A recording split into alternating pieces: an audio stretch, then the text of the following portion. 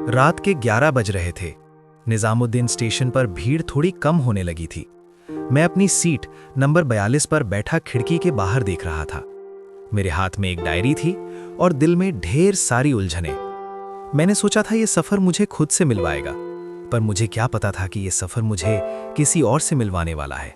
तभी वो आई, येलो कुर्ती, बिखरे हुए बाल और चेहरे पर एक ऐसी मुस्कान जैसे दुनिया की सारी परेशानियां उसके लिए कोई मायने ही नहीं रखती। उसने अपना बैग ऊपर रखा और मेरे ठीक सामने वाली सीट पर बैठ गई। 2 घंटे बीत गए। हम दोनों खामोश थे। मैं अपनी डायरी में कुछ लिख रहा था और वो बस बाहर अंधेरे को निहार रही थी। तभी उसने कहा, वैसे इतनी रात को इतनी गहरी बातें लिखना सेहत के लिए अच्छा नहीं होता। मैंने चौंक कर ऊपर देखा। मैंने कहा, आपको कैसे पता मैं गहरी बातें लिख रहा हूं? उसने हंसकर जवाब दिया, क्योंकि जो लोग खुश होते हैं वो खिड़की के बाहर चांद देखते हैं, और जो थोड़े दुखी होते हैं वो अपनी डायरी में सुकून ढूंढते हैं। वैसे मैं मीरा हूं। उस रात हमने बातें शुरू की, पहले मौसम पर, फिर शहर पर, और फिर धीरे धीरे हम अपनी जिंदगी के पन्नों पर आ गए। मीरा ने बताया कि वो अपनी नौकरी छोड़कर एक लंबी ट्रिप पर निकली है, बिना किसी मंजिल के। रात गहरी होती गई। ट्रेन की रफ्तार के साथ हमारी बातें भी गहरी होने लगी। मैंने उसे बताया कि कैसे 1 साल पहले मेरी दुनिया बदल गई थी, कैसे मैंने किसी को खोया और तब से मैं बस भाग रहा हूं। उसने मेरा हाथ हल्का सा छुआ और कहा, समीर, हम अक्सर यादों से भागते हैं, पर यादें हमारे साथ ही चलती हैं। उन्हें दुश्मन मत बनाओ, उन्हें अपना हमसफर बना लो। दर्द तभी होता है जब हम उनसे लड़ते हैं। उस पल मुझे लगा जैसे कोई मेरे जख्म पर मरहम लगा रहा हो। हमने पूरी रात बातें की। उसने मुझे अपनी बचपन की शरारतें बताईं, अपने सपने बताए, और मैंने पहली बार किसी अजनबी के सामने अपना दिल खोल कर रख दिया। सुबह के 5 बज रहे थे। स्टेशन आने वाला था। मीरा का ठिकाना वही था। मैंने सोचा था कि मैं उसका नंबर मांगूंगा, शायद हम फिर मिले। पर जब ट्रेन रुकी तो मेरे गले में जैसे कुछ फंस गया था। मैंने कहा, मीरा, क्या हम फिर कभी? उसने मुस्कुराकर अपना बैग उठाया और कहा, कुछ कहानियां पूरी ना हो तो ही ज्यादा खूबसूरत लगती हैं समीर। हमें मिलना था, हम मिल लिए। अब तुम्हारी बाकी की जिंदगी तुम्हारा इंतजार कर रही है। खुश रहना। वो उतरी और भीड़ में कहीं खो गई। मैंने उसे पीछे से पुकारना चाहा, पर मेरी आवाज निकल ही नहीं रही थी। ट्रेन फिर से चल पड़ी। मैंने अपनी डायरी खोली, पर इस बार कुछ लिखने के लिए नहीं। मीरा ने उसके आखिरी पन्ने पर एक छोटा सा नोट छोड़ा था।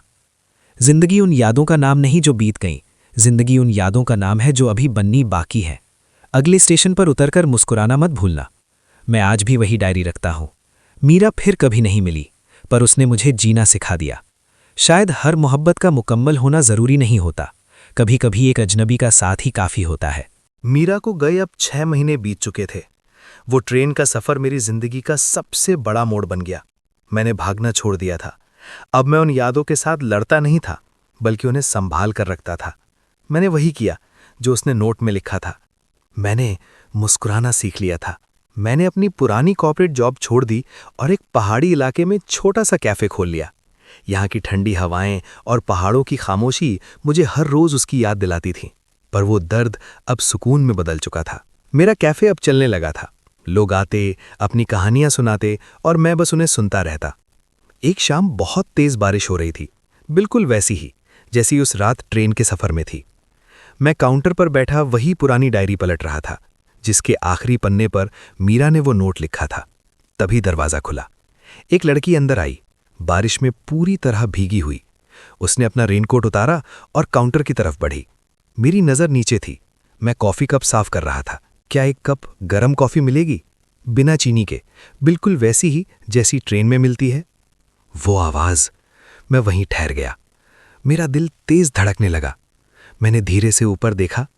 वही येलो कुर्ती, इस बार थोड़ी भीगी हुई, वही बिखरे बाल और वही मुस्कान। वो मीरा थी। मैंने हकबकाते हुए कहा, मीरा, तुम यहां? उसने हंसकर जवाब दिया, मैंने कहा था ना समीर, जिंदगी उन यादों का नाम है जो अभी बननी बाकी हैं।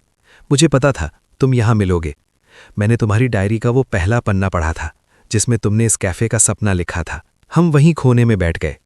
उसने बताया कि कैसे उस रात को स्टेशन पर उतरने के बाद भी मुझसे मिलना चाहती थी, पर वो चाहती थी कि मैं पहले खुद से मिलूं।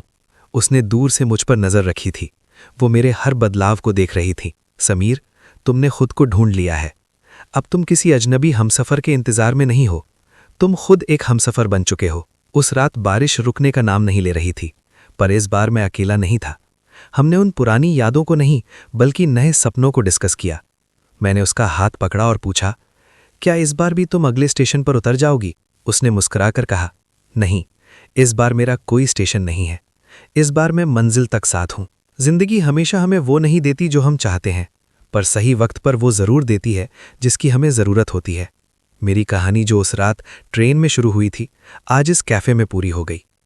कभी कभी अजनबी सिर्फ अजनबी नहीं होते, वो रब के भेजे हुए फरिश्ते होते हैं जो हमें रास्ता दिखाने आते हैं।